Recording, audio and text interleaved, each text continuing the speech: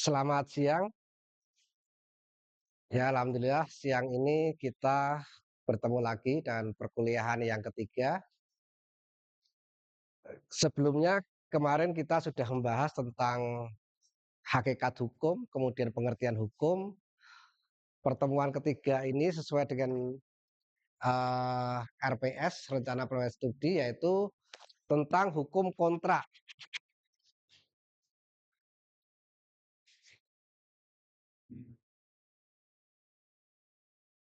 Jadi hukum kontrak itu di awal-awal karena tentu sebelum melangkah dalam dunia bisnis tentu baik pengusaha atau mungkin pihak ketiga atau masyarakat juga harus paham tentang apa namanya hukum kontrak perjanjian. Tentu hukum kontrak sangat diperlukan baik dalam dunia bisnis maupun bagi masyarakat kita sendiri. Tentu definisi hukum kontrak akan kita lihat nanti tentang kesepakatan harta kekayaan. Tentu ada nominal nilai, katakanlah mata uang atau rupiah. Dalam dunia bisnis lebih kita pada kepastian, kemudian perlindungan hukum. Jadi ibaratnya sebuah perjanjian itu adalah sebuah asuransi. Kita melangkah awal satu kali, tapi di kemudian hari kita lebih tenang. Seperti misalnya kita mengikuti asuransi tentang kesehatan. Kita mungkin hanya membayar, kemudian tapi dalam waktu-waktu berikutnya kita mendapatkan perlindungan. Demikian juga dalam perjanjian, katakanlah sebuah perbankan akan memberikan kredit, tentu dibutuhkan suatu perjanjian. Biar di kemudian hari ada kepastian hukum. Arti kepastian hukum bagaimana? Tentu kepastian hukum itu ya ada pedomannya. Ada perjanjian pembelian rumah lewat KPR lebih dari 20 tahun. Tentu sebuah kontrak bisnis akan berlaku sampai 20 tahun ke depan. Tentu di sini perbankan akan lebih aman, ada kepastian, ada orang-orang hitam di atas putih. Nah, ini begitu pentingnya dalam hukum kontrak. Pengusaha ingin melakukan atau membuka usahanya, dia akan merekrut tenaga kerjanya, pasti yang pertama dilakukan adalah perjanjian kerja. Bagaimana pengusaha akan memberikan kepastian atau keamanan dalam melakukan perekrutan tenaga kerja. Tentu kepastian hukum itulah yang diperlukan. Biar di kemudian hari tidak ada permasalahan. Daripada seseorang pembisnis hanya katanya. Padahal hukum kita adalah hukum formal, di mana kalau bersengketa yang dibutuhkan adalah alat bukti. Sebuah akte perjanjian itu merupakan alat bukti bila di kemudian hari ada permasalahan atau ada wan prestasi. Jadi misalnya, Anda kira-kira ada teman baik, sudah seperti saudara. Saudara atau teman itu memerlukan uang, pinjam kepada saudara. Kira-kira nominalnya 10 juta. Kira-kira Anda perlu perjanjian atau tidak? Perlu. Kalau tidak gimana? Kalau misalnya teman Anda teman baik seperti saudara, di kemudian hari katanya 1 bulan akan membayar, tapi ternyata hanya katanya. Kira-kira resiko ada pada siapa? Yang meminjamkan kan? Nah, tentu kalau ada surat perjanjian, minimal ada kata-kata di situ. Ada dokumen di situ. Ini loh. ada perjanjian, kamu katanya bulan depan membayar. Ada dokumen. Dokumen itulah sebagai alat bukti. Anda bayangkan dunia bisnis hidupnya atau darahnya dari perjanjian-perjanjian kontrak-kontrak tadi. Permodalan bisa dari sektor kredit. Dia kerjasama dengan pihak ketiga, tentu juga kepengen aman, pasti membutuhkan suatu dokumen yang namanya perjanjian.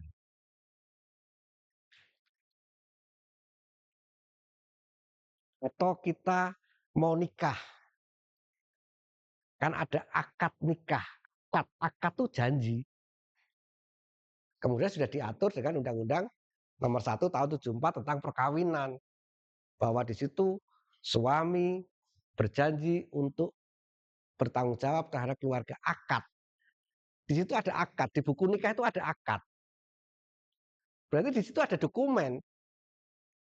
Dokumennya misalnya suaminya melantarkan, suaminya menganiaya. Dokumennya ini, akadnya ini, akad nikah. Di situ ada perjanjiannya. Kalau perkawinan tentu ada hukum tersendiri, yaitu hukum perkawinan. Dalam bisnis tentu ada tadi, saya akan mengambil motor tapi dengan kredit selama 5 tahun.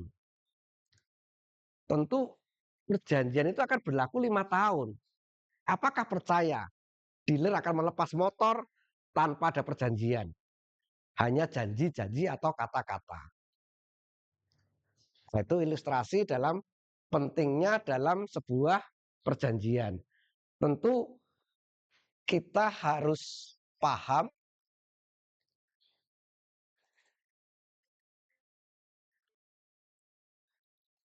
hukum kontrak begitu penting dalam dunia bisnis, tapi tentu kita juga harus paham. Misalnya, Anda tiba-tiba ke mall, ditawari kartu kredit. Anda setuju, tanda tangan, sepakat. Kemudian hari Anda baru tahu bahwa perjanjiannya ternyata seperti ini. Padahal Anda sudah tanda tangan. Maka perjanjian itu memang harus dari awal kita paham. Jangan sampai kita menandatangani sesuatu yang tidak tahu isi pasal-pasalnya. Nah, dalam dunia bisnis tentu sangat penting karena di sini adalah nilai-nilai uang. Nilai-nilai uang yang tentu kalau itu nanti prestasi atau gagal bayar, tentu akan mempengaruhi kelangsungan perusahaan. Sudah diharapkan ini dapat pemasukan, tapi tidak. Ini.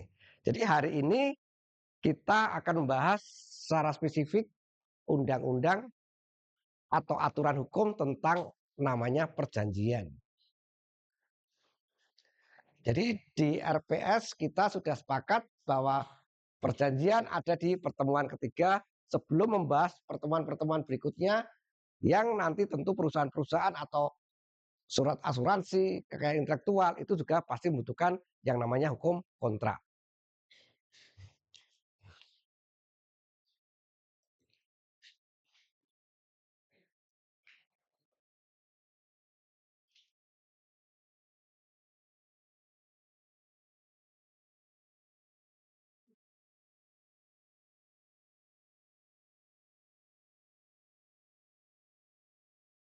Ini hukum kontrak diatur mulai pasal 1233 sampai 1864 BW. Ada yang tahu BW? Singkatan apa?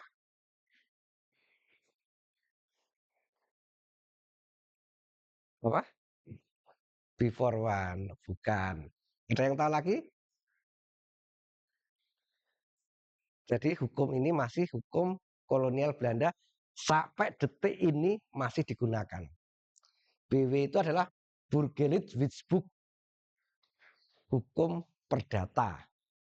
Istilah di Indonesia adalah Kitab Undang-Undang Hukum Perdata. Itu masih hukum kolonial Belanda. Jadi masuk ke Indonesia sekitar tahun 1870-an. Kita masih ya istilahnya sangat-sangat acungi jempol. Ternyata tahun segitu, sudah ratusan tahun yang lalu, sudah mendefinisikan perjanjian itu apa, syarat perjanjian apa. Karena negara Indonesia adalah negara legal law, bahwa negara kita hukum, harus ada hukumnya terlebih dahulu. Perikatan adalah hubungan hukum. Perikatan adalah hubungan hukum, khususnya dalam lapangan harta kekayaan. Jadi perjanjian itu pasti mengenai harta kekayaan. Perjanjian sewa, perjanjian jual beli, perjanjian fidusia, perjanjian kredit, itu semua pasti mengenai tentang harta kekayaan dan dilakukan dua pihak. Jual beli ada penjual, ada pembeli. Ada nggak perjanjian satu pihak? Di sini perjanjian dua pihak. Tapi ada nggak perjanjian yang satu pihak? Ada yang menerima. Contoh apa perjanjian yang satu pihak?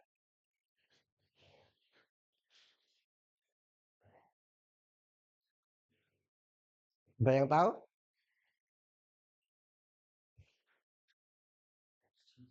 Hibah. Saya menghibahkan tanah untuk rumah ibadah. Perlu nggak diperjanjikan? Perlu, tapi hanya satu pihak. Saya menyerahkan tanah untuk ibadah. Jadi definisi di sini adalah berhak dua pihak, tapi juga ada perjanjian yang satu pihak, yaitu yang namanya hibah. Kata kuncinya adalah perikatan, itu adalah ikat, mengikat antara dua pihak. Dalam lapangan harta kekayaan antara dua pihak, di mana pihak yang satu berhak atas sesuatu dan pihak yang lain berkewajiban memenuhinya. Perikatan pasti akan ketemu yang namanya hak dan kewajiban. Saya membeli, maka saya wajib membayar.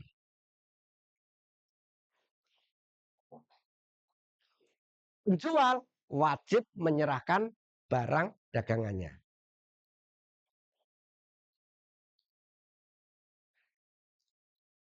Jadi dan wajib itulah perikatan. Misalnya tidak memenuhi wajibannya gimana? Ya itulah melanggar yang namanya perikatan. Jadi undang-undang tentang perikatan diatur pasal 1233 sampai 1864 Burgerich Book. Jadi jangan heran kalau orang-orang hukum itu kadang bukunya tebal, isinya yang pasal-pasal-pasal. Nah, memang di situ item pasal demi pasal mengatur tentang sesuatu.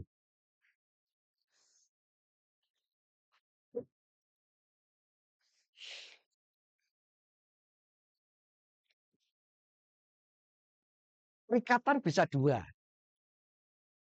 Karena perjanjian, yang kedua karena undang-undang. Perjanjian jelas. Ada akta perjanjiannya, di situ ada pasal-pasalnya. Undang-undang juga ada pasal-pasalnya, tapi mengatur. Negara mengatur. Misalnya tentang perpajakan atau undang-undang lalu lintas. Anda mau berkendaraan motor ke jalan raya, tentu Anda harus terikat pada undang-undang lalu lintas. Di mana undang-undang lalu lintas mensyaratkan untuk pengendara motor minimal 17 tahun. Punya SIM. harus punya helm, memakai helm. Mematuhi rambu-rambu lalu lintas. Terikat, kita juga terikat.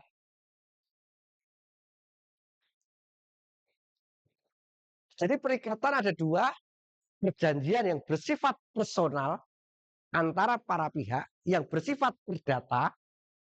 Kalau undang-undang bersifat publik, negara mengatur. Jadi hukum itu ada hukum perdata dan hukum publik. Kalau perdata, pandangan prestasi, maka yang menggugat para pihak. Tapi kalau undang-undang Anda melanggar, adalah aparat ketertiban polisi. Jadi perdata itu ditekankan pada perseorangan. Negara meminimalkan. Jadi utang piutang, Anda kena pinjol, ya sudah urusan Anda, negara nggak mau tahu. Karena ini adalah ranah pribadi, ranah perdata.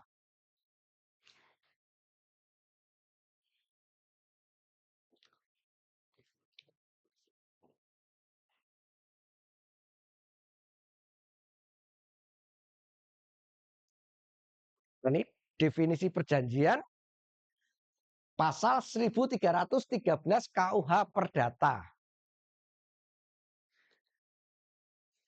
Suatu perjanjian adalah suatu perbuatan dengan mana satu orang atau lebih mengikatkan diri.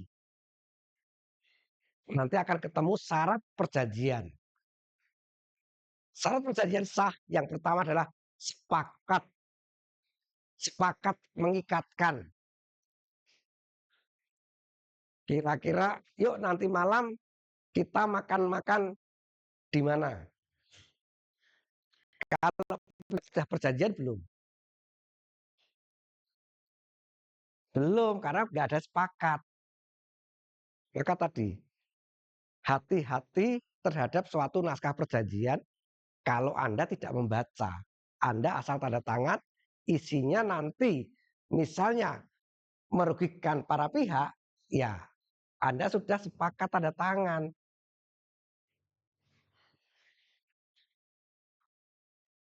Definisi 11313 KUH Perdata adalah dengan mana satu orang atau lebih mengikatkan dirinya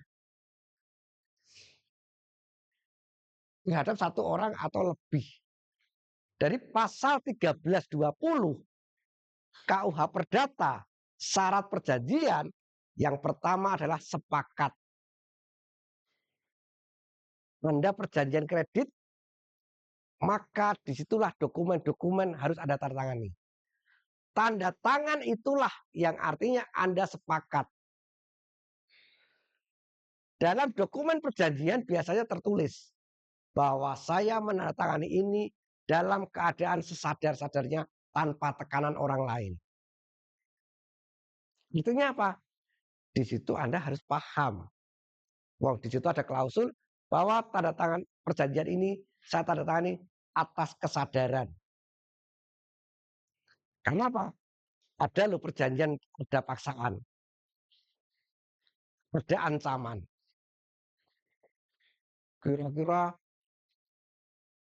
karena pengusaha besar membutuhkan tanah itu tidak dijual, tapi masyarakat disuruh menjual di bawah todongan pistol.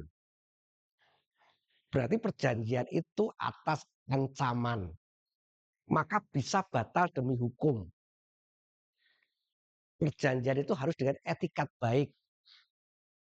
Tidak boleh ada paksaan, tidak boleh ada ancaman, tidak ada penipuan. Nanti ada pasal-pasal yang akan mengatur itu. Jadi luar biasa.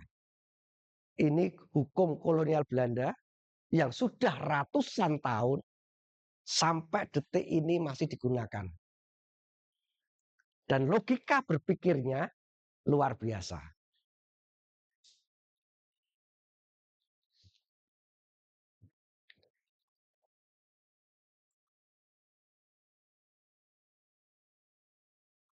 Jadi kalau sudah ada perjanjian itu tidak ada hubungan hukum. Tadi ada hak dan kewajiban. Saya membeli rokok. Di situ ada hubungan hukum dalam proses jual beli. Di mana ada hak dan kewajiban.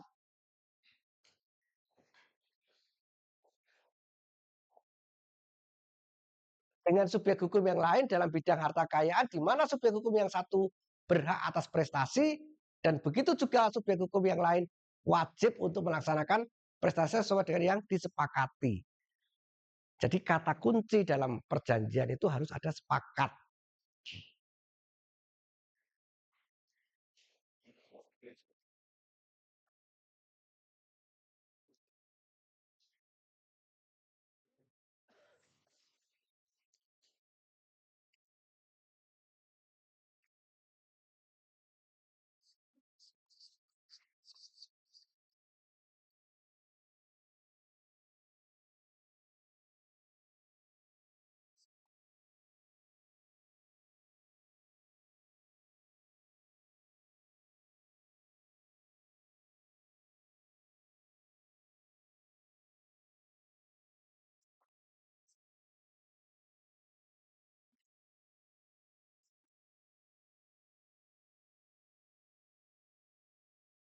Jadi sepakat itu adalah perbuatan hukum. Peristiwa hukumnya apa? Hukum perjanjian. Saya menikah, maka saya melakukan perbuatan hukum sesuai dengan hukum nikah. Peristiwanya peristiwa dalam perkawinan. Karena ada undang-undang perkawinan, maka pasti ada akibat hukum. Demikian juga dalam perjanjian. Ada perbuatan hukum, saya tanda tangan sepakat. Kemudian peristiwa hukumnya adalah perdata, hukum perjanjian. Akibat hukumnya apa? Kalau saya tidak melakukan kewajiban, maka saya bisa digugat. Akibat hukum. Jadi rangkaiannya adalah misalnya Anda membeli motor kredit selama 5 tahun, ternyata 4 tahun berjalan lancar, berikutnya Anda nggak membayar. Akibat hukumnya apa? Tentu ada yang dirugikan. Maka mohon maaf ada berseliweran, developer menarik. Mereka berargumentasi karena ada wan prestasi. Wan prestasi akibat hukumnya, ya satu pihak ditarik. Walaupun penarikan itu menyalahi hukum juga. Karena apa? Yang bisa menyita itu adalah pengadilan, bukan jalanan.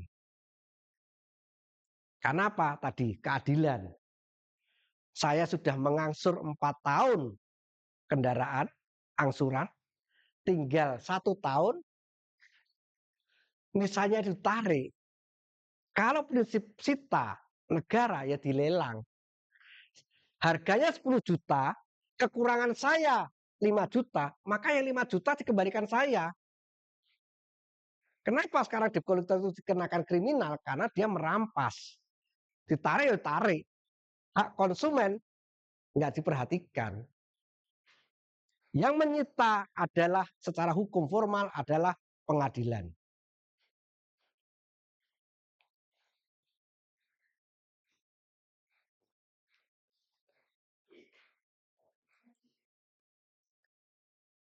Tadi subjek hukum ada kata-kata pengertian pasal perjanjian adalah subjek hukum. Subjek hukum itu ada 2. Subjek hukum secara personal kita ini dan subjek hukum badan hukum. Misalnya PT, perseroan terbatas. Kan dia adalah mewakili badan hukum PT yang namanya direksi. Dia seolah-olah sebagai pribadi mewakili seseorang, tapi dia mewakili badan hukum. Karena perusahaan itu juga ranahnya perdata. Dia berhubungan dengan pihak ketiga, dengan perjanjian-perjanjian, maka dia juga disebut subjek hukum. tapi mewakili badan hukum. Misalnya Pak Susilo. Dalam ranah STIE, Pak Susilo mewakili badan hukum STIE. Tapi Pak Susilo juga bisa mewakili keluarga, tapi personal. Misalnya saya dapat warisan, ya itu personal, bukan karena STIE. Tapi kalau saya mengurus beasiswa KIP, saya mewakili STIE. Jadi badan hukum itu bisa badan hukum manusia pribadi, bisa badan hukum yang diwakili oleh yang berhak.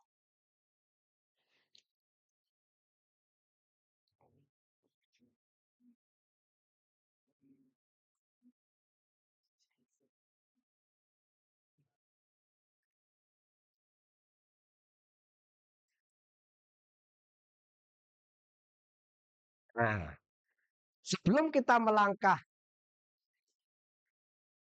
ke perjanjian, ada asas-asas yang bersifat universal.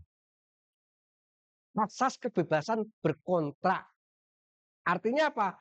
Kalau membuat kontrak itu kebebasan para pihak, maka perjanjian kredit BRI, kredit BCA, kredit BNI pasti berbeda-beda.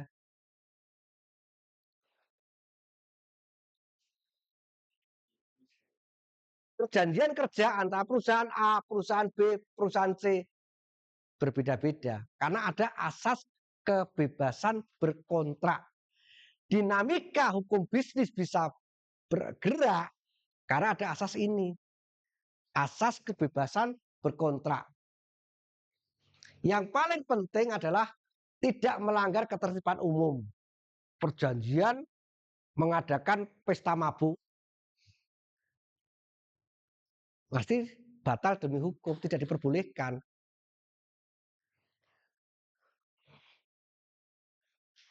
Perjanjian tentang perdagangan bayi atau perdagangan narkotika jelas melanggar undang-undang. Walaupun bebas, tapi tentu ada rambu-rambu yang mana ada batasan kebebasan berkontrak.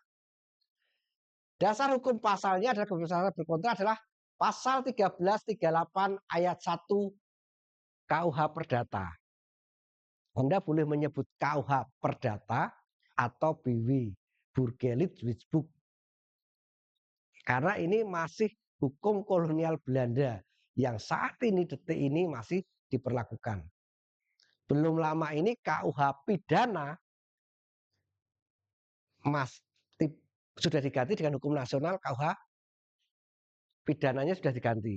Tapi kalau perdata belum. Setahun yang lalu KUH pidana masih kolonial Belanda, tapi kemarin sudah diganti, tapi kan heboh kan. Karena tentu pasal-pasal itu belum tentu cocok dengan masyarakat Indonesia.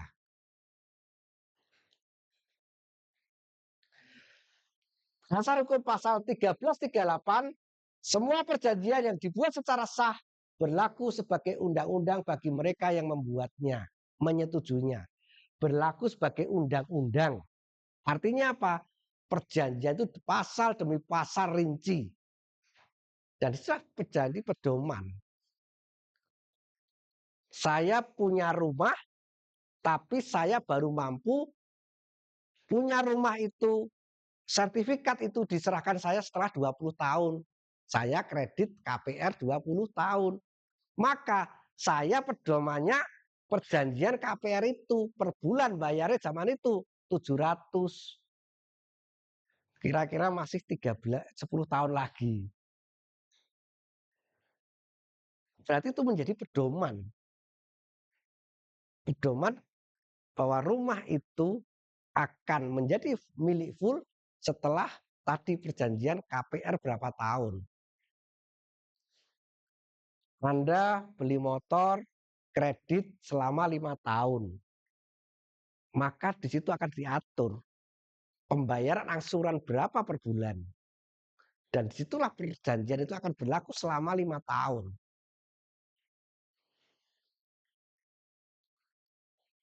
Perjanjian kredit antara FIF, Kemudian antara mana pasti berbeda-beda. Karena itu tadi pasal 1338 kebebasan berkontrak.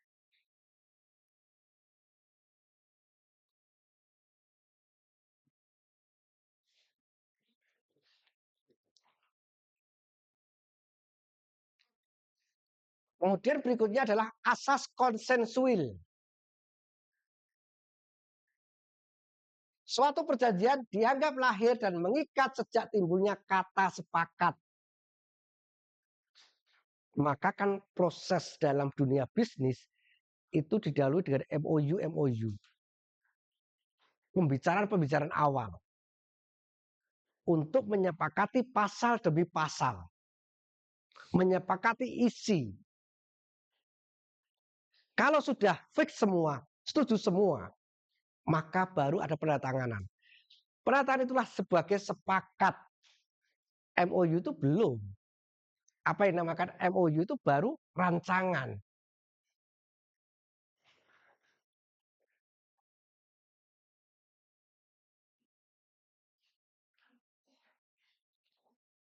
Asas konsensual, suatu perjanjian dianggap lahir dan mengikat sejak timbulnya kata sepakat. Berarti tadi dua pihak mengatakan sepakat. Sepakat dalam arti pasal demi pasal tadi. Dikarenakan kebebasan berkontrak tadi, kita berhak kontribusi. Kira-kira gimana? Wah, saya nggak mampu 1 tahun, mampunya 2 tahun. Kalau itu sepakati nggak apa-apa. Jadi tarik ulurnya hukum perjanjian kebebasan berkontrak itu. Dalam dunia bisnis tentu tidak sama. Saya kepengen beli ini, tapi saya hanya mampu 5 tahun. Yang satu mampu 6 tahun. Yang satu mampu 10 tahun. Sepanjang sepakat dengan isi, tentu 5 tahun dan 10 tahun berbeda. Ya kan? Disitulah kesepakatan itu.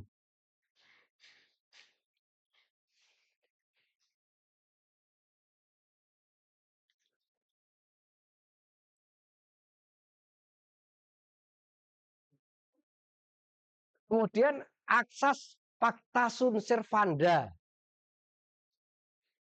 Artinya apa? Sepakat.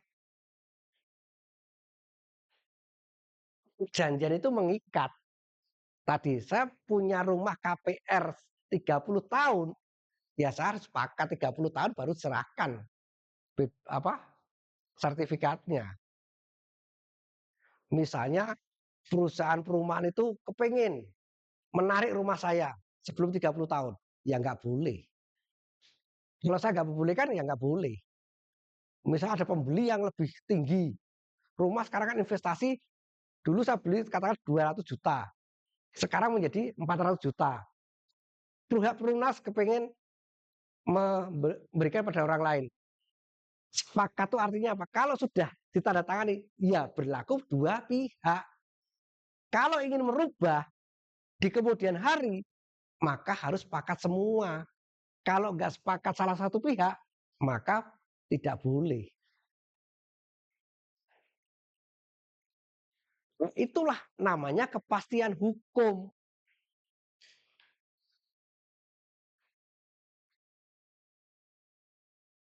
Suatu perjanjian tidak dapat ditarik kembali kecuali dengan sepakat kedua belah pihak atau karena alasan oleh undang-undang dinyatakan cukup.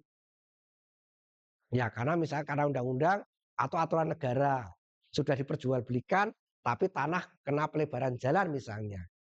Ya tentu kan itu karena ada suatu hierarki undang-undang yang lebih tinggi, yaitu undang-undang.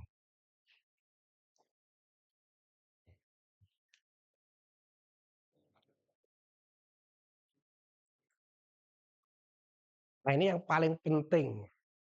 Asas etikat baik. Untuk keberlanjutan suatu perjanjian biar sama-sama adil, sama-sama enak, tentu sebelum melakukan perjanjian, etikat baik harus ada sejak kontrak belum dimulai. Misalnya kemarin kasus di Surabaya. Tenaga kerja, tapi pengusahanya etikanya nggak baik, akan menyimpan ijazahnya. Berarti dia motifnya bukan kerja, perjanjian kerja, tapi dia motif tersendiri. Misalnya jual beli, Pak Susilo punya HP. Tiba-tiba 2 jam yang lalu ke ceblong atau kecemplung kali. Wah, ini pasti error. Dijual lah, dibersihkan, dikeringkan, dijual oleh Pak Susilo. HP mulus. Maka di sini Pak Susilo dikatakan tidak punya etikat baik. Karena mengelabui untuk supaya barang ini laku. Karena perjanjian itu penting untuk ke depan. Motif itu penting. Maka di sini pasal 1338, etikat baik harus ada sejak kontrak belum dibuat sampai dengan kontrak selesai dilaksanakan. Jadi dalam alam pikiran kita melakukan suatu perjanjian, kita harus punya etikat baik. Misalnya dalam tenaga kerja, ada aturan gaji minimum daerah. Tentu kita harus etikat baik bahwa pekerja adalah aset. Bagaimana kita menjalankan kerja? Tentu perjanjian kerjanya juga dengan etikat baik bahwa tenaga kerja itu merupakan aset perusahaan.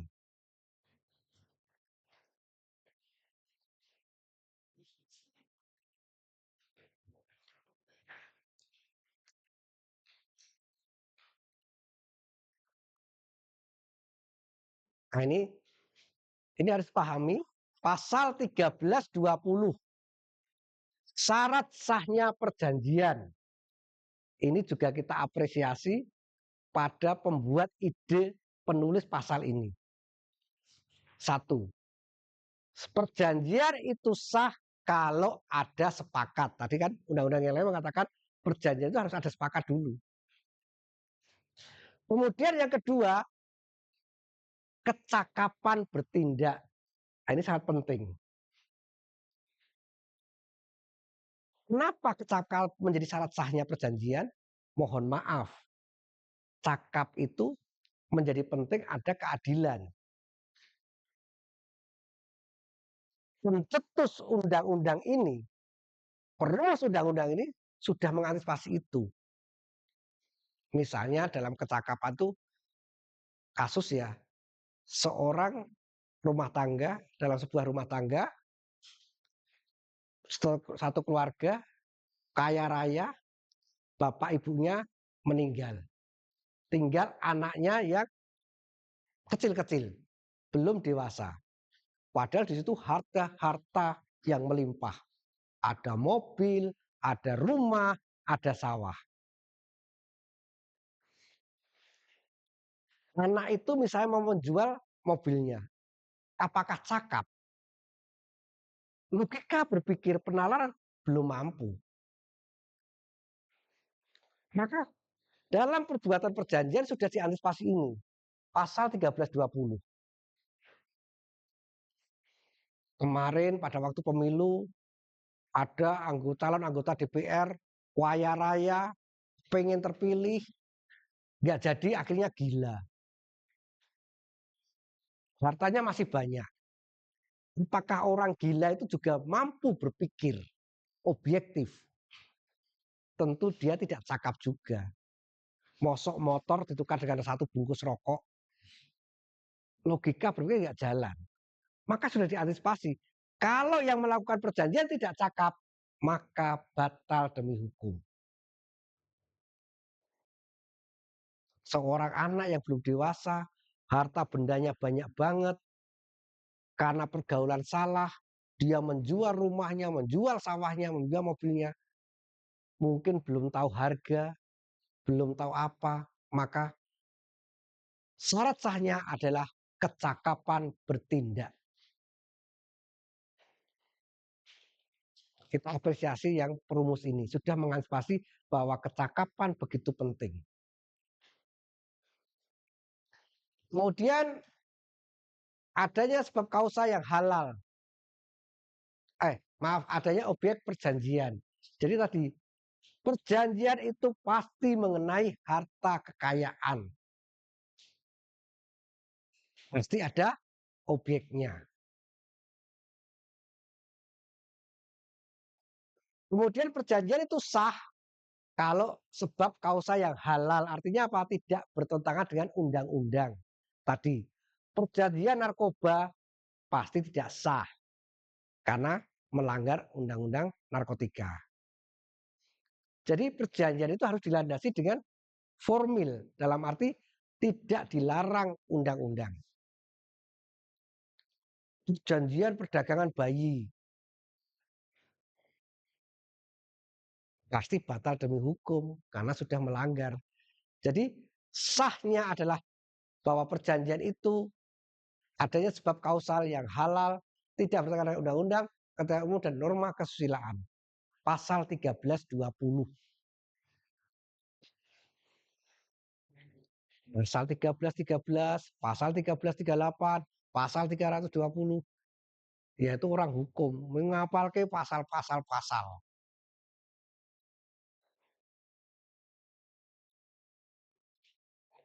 Anda kena tilang, Anda dikasih surat tilang, pasti polisi lalu lintas ngasih Anda melanggar pasal sekian, denda sekian. Karena pasal demi pasal berbeda. Misalnya pasal pembunuhan 1338.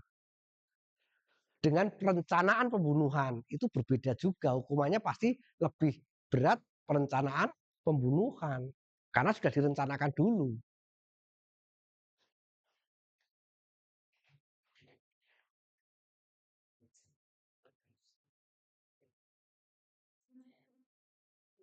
Ini sepakat itu tadi syarat sahnya perjanjian adalah sepakat tanpa paksaan, tanpa kekilafan, tanpa penipuan. Tanpa paksaan ya jangan sampai Anda tanda tangan di bawah ancaman pistol, ancaman senjata tajam. Masih banyak terjadi di Indonesia.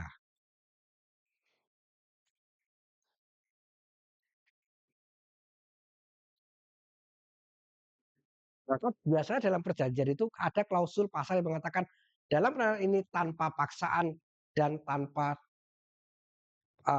dorongan orang lain atas kesadaran sendiri.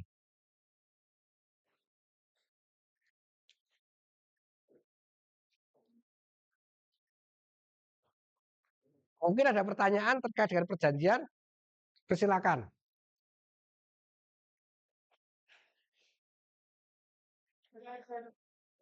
Apa? Ya.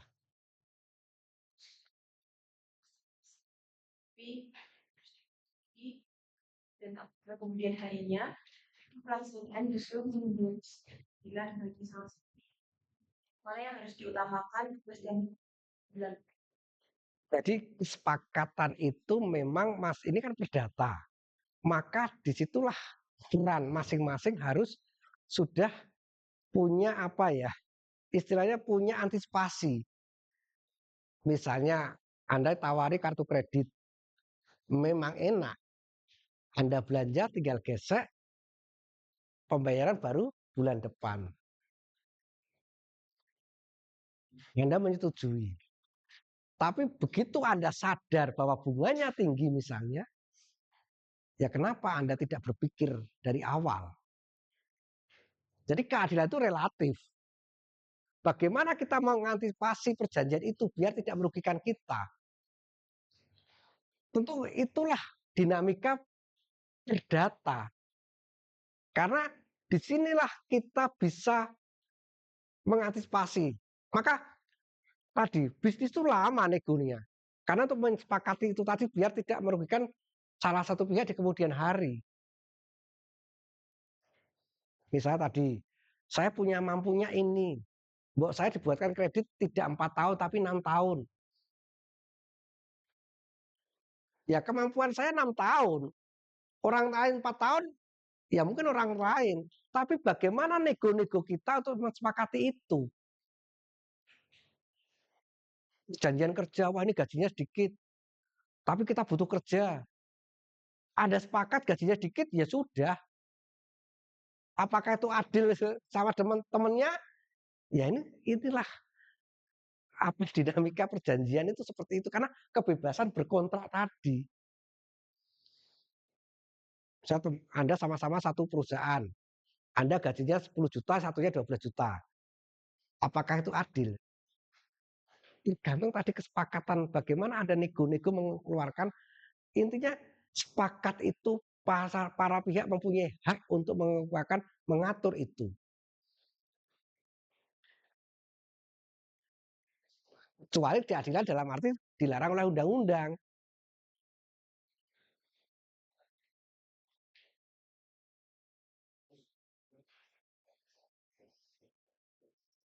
Ada lagi? Ya.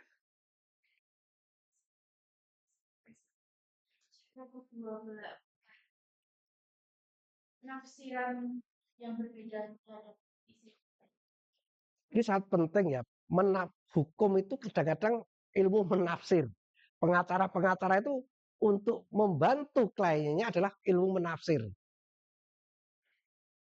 Ya, kalau menafsirnya sama-sama ngotot, sama-sama ya terakhir sama ke pengadilan. Biar hakim yang memutuskan. Karena disinilah hukum perdata itu adalah ranahnya perdata. Ranahnya para pihak. Kalau sampai gotok-gotokan menafsir tentang kata-kata, tentu itu tadi dari awal kita juga harus sepakat.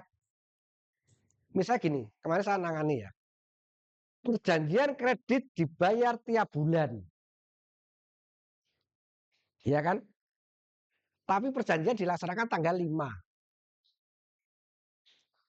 Berbeda enggak dengan angsuran dibayar per bulan tanggal 5? Beda kan? 5 pasti. Kalau per bulan saya bisa bayar tanggal 20. Saya bisa bayar tanggal 30, 1. Dari kata-kata itu kita bisa menafsir. Walaupun perjanjian uang serahkan tanggal 5, di situ ada perjanjian per bulan, tapi orang mengertinya per bulan sampai tanggal 30. Beda dengan angsuran dilakukan per bulan tanggal 5 sesuai dengan awal pembayaran. Ini kan multitafsir, sudah pasti. Nah, itu tadi. Kalau penafsiran tidak selesai-selesai, biasanya dalam perjanjian ada kesepakatan. Kalau sengketa tidak selesai akan dipilih pengadilan mana. Kalau Anda orang Sleman, ya pilihlah pengadilan Sleman terdekat. Jadi dalam perjanjian itu biasanya ada klausul. Karena perdata dimungkinkan adanya sengketa. Namanya gugatan. Tapi gugatan itu atas peran para pihak. Sing buktikan ya para pihak. Penafsiran tadi, Anda punya saksi. Anda punya saksi. Biarlah hakim yang akan memutus.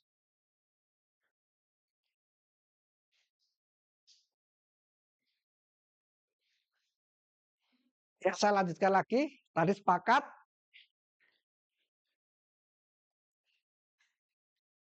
Cakap. Kedua-dua harus cakap melakukan perbuatan hukum. Mereka dianggap tidak cakap karena belum cukup umur, yaitu belum genap berusia 21 tahun. 21 tahun itu karena ini menggunakan hukum Belanda. Kalau kita tentu 17 tahun yang sudah ber-KTP. Di bawah pengampuan. Di bawah pengampuan contohnya apa? Orang mabuk, orang gila. Harus diampu. Kalau orang belum cukup umur, ada wali. Jadi kalau biodata ada wali. Nah itu berarti sebagai pengganti orang dewasa. Kalau anak belum umur berarti ada wali. Kalau orang gila, orang pemabuk harus diampu. Harus diampu oleh orang yang normal lah gitu.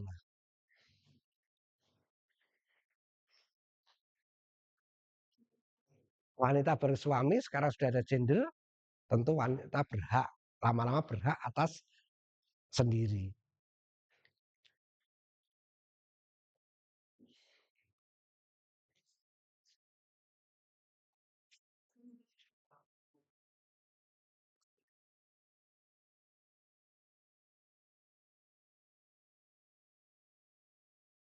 Perjanjian harus ada objek. Suatu hal tertentu, objek yang harus jelas. Boleh saja apa yang diperjanjikan objeknya belum ada, namun yang penting pada saat penyerahan bendanya sudah ada. Contohnya apa? Ngijon. Kalau di desa-desa ngijon, barangnya belum ada, panen belum belum panen tapi sudah dibeli oleh tengkulak-tengkulak. Atau sebuah produksi-produksi yang apa ya, sudah dipesan terlebih dahulu. Tapi yang paling penting adalah jelas.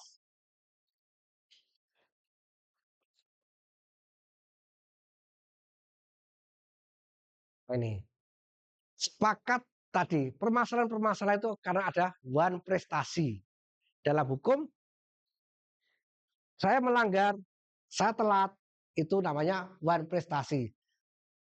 Adalah tidak memenuhi atau lalai melaksanakan kewajiban sebagaimana yang ditentukan dalam perjanjian yang dibuat antara kreditur dan kreditur. Jadi kan sepakat itu adalah kesepakatan para pihak.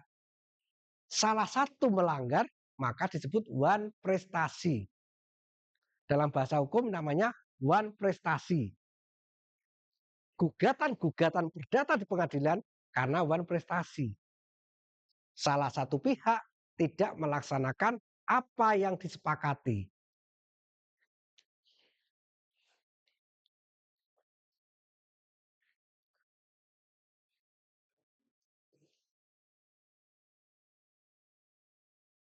Ada beberapa macam one prestasi.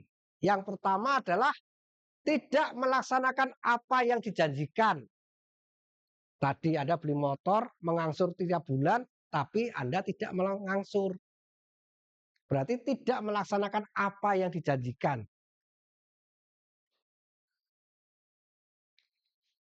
Melaksanakan apa yang dijanjikan, tetapi tidak sebagaimana yang dijanjikan. Anda memilih motor katakanlah 150 cc yang dikirim 125 cc. Sama-sama motor, tapi tidak sesuai apa yang dijanjikan. Anda memilih warna hitam, yang dikirim adalah warna merah.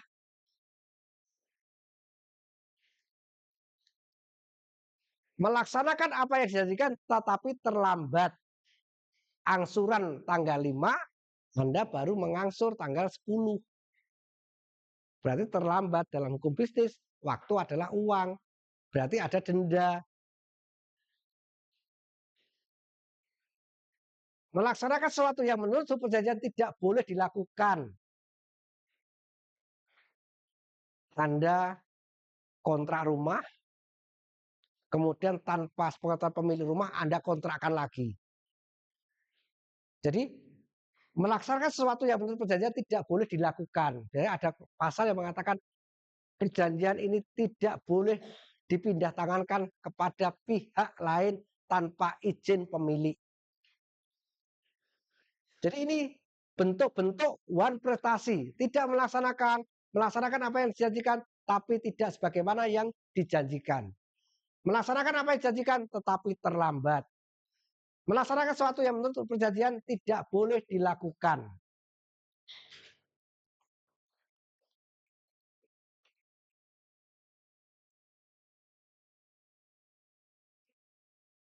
Nah ini, fungsi kenapa ada perjanjian dalam hukum bisnis adalah yuridis dapat memberikan kepastian hukum bagi para pihak tadi. Bagi toko, kredit, alur kas penting. Kepastian hukum bahwa dia akan menerima angsuran juga penting. Bagi pembeli penting, oh tanggal ini saya harus mengangsur. Fungsi yuridis kepastian hukum. Kemudian fungsi ekonomis yaitu menggerakkan hak milik sumber daya dari nilai penggunaan yang lebih rendah menjadi nilai yang lebih tinggi. Jadi dengan perjanjian itu, misalnya kita ke perbankan, perbankan akan lebih percaya kalau ada akad perjanjian. Misalnya Anda bisnis,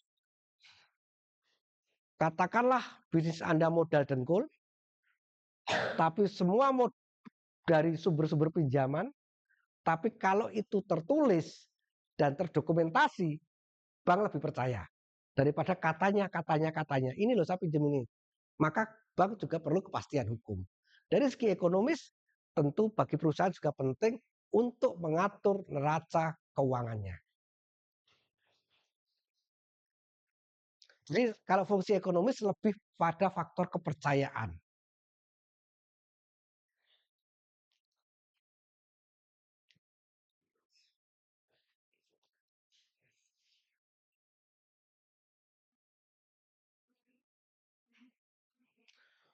Fungsi kontrak bisnis sangat penting.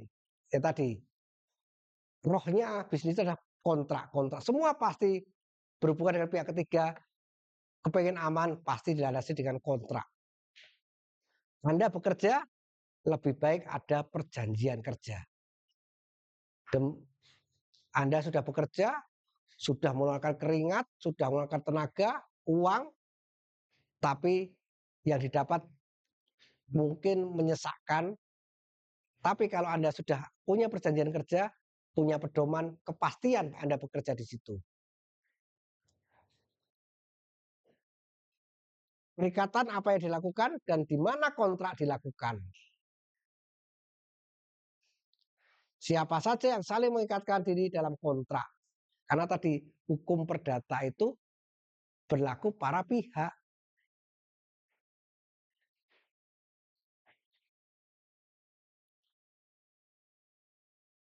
Dalam hukum kontrak pasti ada hak dan kewajiban, syarat-syarat berlakunya kontrak, cara-cara yang dipilih untuk menyelesaikan perselisihan dalam pilihan domisili hukum yang dipilih bila terjadi perselisihan hukum. Tadi saya katakan, tadi penafsiran. Kira-kira di dalam pasal perjanjian biasanya ada kata-kata atau pasal yang mengatakan kalau terjadi persengketaan akan memilih apa? Apakah pengadilan? Apakah bagaimana? Itu adalah menjadi pilihan dan itu kesepakatan. Kalau pengadilan tentu harus tercantum dalam isi perjanjian.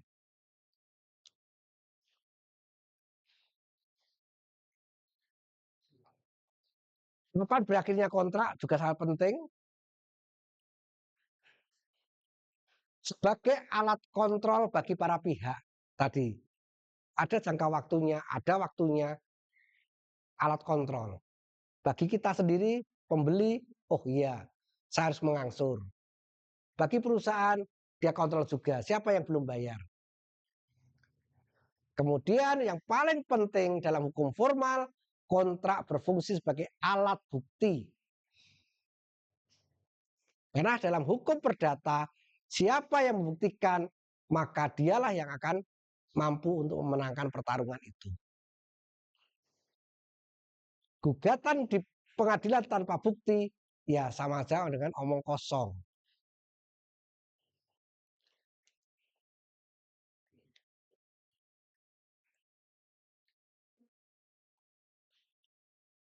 Ini supaya tadi kesepakatan berjalan lancar, maka kontrak dalam hukum bisnis jumlah besar atau skala besar itu harus melalui tahap-tahap identifikasi para pihak. Kira-kira gimana? Maka kalau sekarang untuk mengantisipasi kredit macet, pihak perbankan memberikan sesuatu peringatan. Pak Susilo mau pinjem ke BRI atau BCA, pasti minta data dari checklist BI. Kira-kira kredit-kredit Pak Susilo di mana-mana gimana? Kalau Pak Susilo di BCA gagal, di BNI gagal, maka biasanya kredit tolak. Karena mengenai karakter itu penting. Maka supaya perjanjian itu lancar, tentu mengantisipasinya dengan ini tadi. Tahap prakontrak, identifikasi, penelitian awal aspek terkait, kemudian baru MOU. MOU itu penjajakan. Kemudian nego itu untuk menyepakati apa isi pasal-pasal itu tadi. Tadi saya katakan, saya mampunya 6 tahun, saya mampunya 10 tahun, ya nego. Syukur-syukur perusahaan mau. Kemudian setelah tahap prakontrak, baru tahap penyusunan kontrak. Tadi untuk menghindari penafsiran, Maka dibuatlah draft-draft, revisi-revisi. Penyelesaian akhir gimana? Jadi penafsiran itu setidak-tidaknya dibuat sebelum kontrak ditandatangani, biar tidak multi tafsir.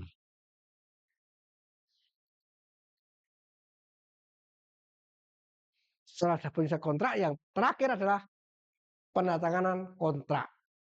Artinya kalau sudah tanda kontrak, maka itu tadi sudah sepakat.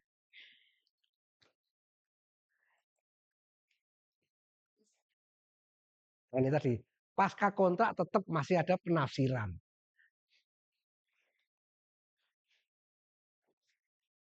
Kemudian kalau sudah buat prestasi, alternatif penyelesaian sengketanya bagaimana? Apakah lewat pengadilan?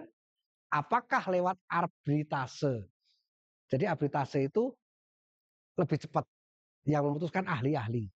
Dan itu secara legalitas sudah undang-undang sudah negara sudah membentuk yang namanya Badan Arbitrase Nasional.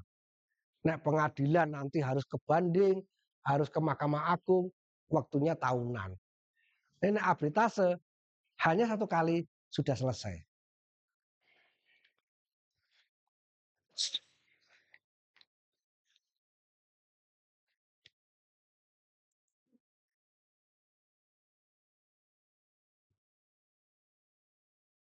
Perjanjian pasti ada judul. Kalau Anda nanti diminta oleh siapapun untuk membuat suatu perjanjian, ada judul, ada pembukaan. Pada hari ini Selasa 30 Juni 2026 telah terjadi kesepakatan antara para pihak 1, 2, 3. Pihak-pihak kan tadi perjanjian adalah para pihak. Pihak pertama, pihak kedua. Kemudian latar belakang kesepakatan perjanjian itu untuk apa? Bagaimana? Bagaimana diluarkan dalam isi. Isinya boleh semakin detail, semakin banyak pasal, tentu akan mampu mengantisipasi kelancaran perjanjian itu. Tadi, kebebasan berkontrak itu menentukan isinya bebas, sepenting sepakat. Kemudian yang terakhir adalah penutup, bahwa perjanjian ini ditandatangani para pihak dengan sesadar-sadarnya, tanpa tekanan, tanpa apa. Kemudian juga termasuk bahwa perjanjian itu bila ada sengketa akan diselesaikan melalui apa.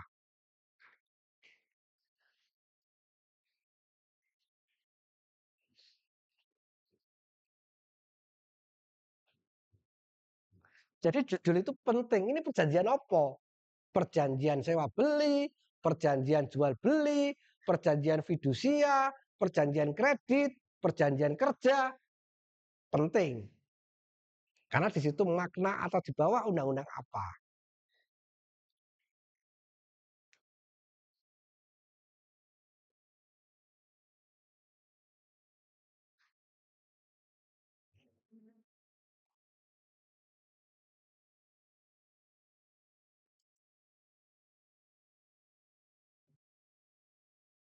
Ada pertanyaan lagi?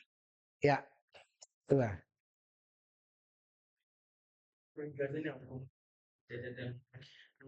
Kalau misalkan misalkan kita perjanjian di kontrak ya Mbak, di sekian hari itu terjadi sengketa warisan, nah dari para ahli waris itu dapat menyelesaikannya melalui perjanjian aja, terus melalui dari pengadilan gitu. Jadi terkait dengan waris itu ada hukum yang berbeda. Secara waris itu adalah perdata. Tapi waris itu ada hukum agama. Dia akan menganut apa?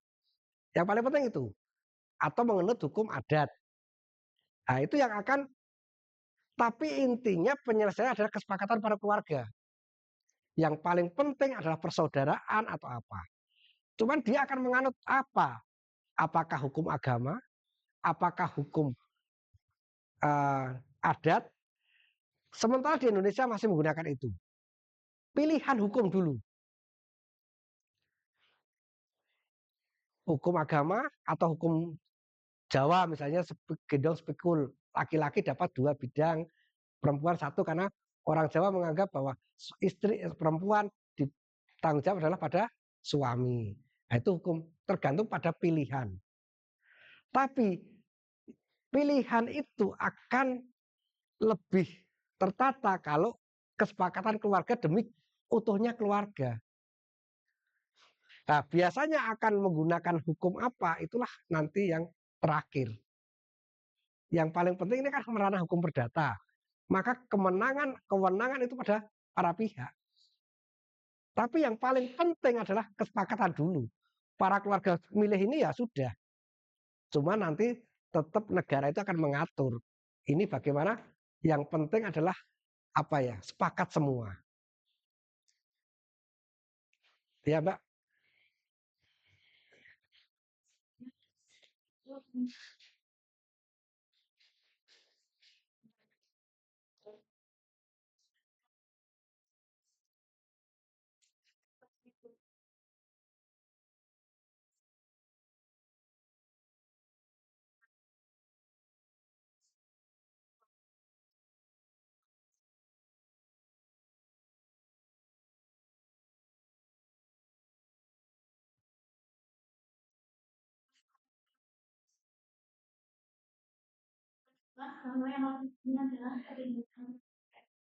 Jadi ini adalah kekuasaan para pemodal untuk yang mengetahui orang-orang yang masih membutuhkan itu, membutuhkan dana. Itu kekuasaan pemodal untuk mencari keuntungan yang besar-besarnya. Negara hadir untuk bagaimana membatasi pinjaman online. Negara hadir sekarang yang tercatat menjadi anggota OJK itu juga masih terbatas. Tapi kebutuhan masyarakat terhadap pinjaman itu masih tinggi. Dan ya negara nggak bisa apa-apa. Karena itu tadi sudah disepakati. Dan pemodal tadi sudah mengantisipasi. Ini saya direkam dia. Sekarang logika saja. Wong perbankan yang konvensional itu butuh jaminan, butuh data benda ini. Ini enggak. Dia butuh modal balik enggak? Kan butuh. Tapi kan dia enggak punya cara bagaimana kalau perbankan eksekusi jaminan. Maka tentu tetangga, teman di Bali itu untuk meraih itu. Walaupun itu menyalahi, tapi kan hukum masih lemah di dalam prakteknya. Tapi masih menyalahi dalam arti tadi, kok sepakat. Jadi masih menganggap bahwa masyarakat itu lemah. Dan dia memanfaatkan kelemahan itu. Ya, pihak OJK ya paling ya hanya sampai di situ. Kecuali kalau itu terdaftar dalam OJK, dia bisa diblokir. Kalau mau masuk OJK ya syarat-syaratnya pasti dengan undang-undang negara. Tapi itu masih terbatas. Maka kalau kita pinjam online ya minimal yang tercatat dalam OJK. Kita mengantisipasi perjanjian itu bagaimana kita punya tameng sendiri. Karena ini berdata. Kadang-kadang paling keras itu ya salah-salahmu. Ya. Ada lagi? Ya.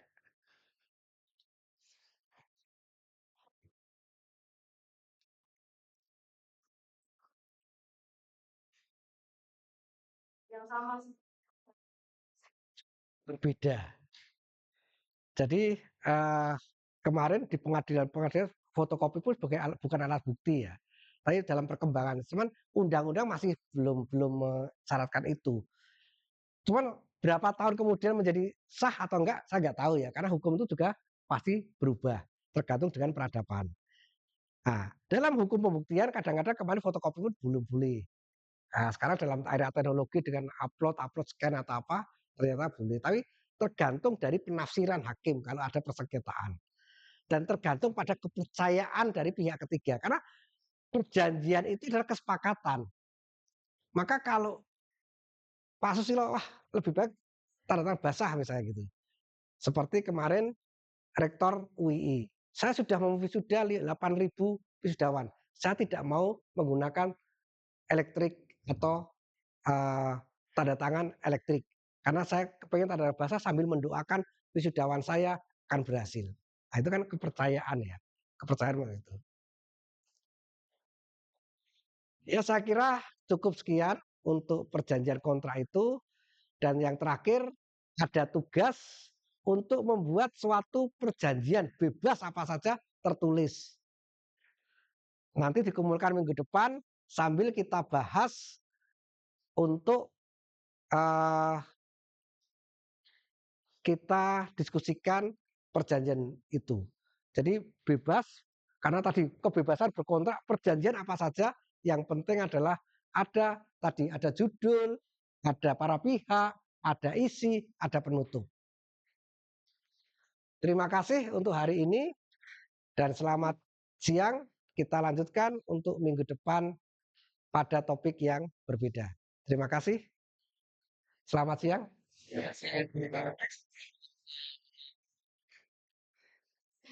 Ya, ini di luar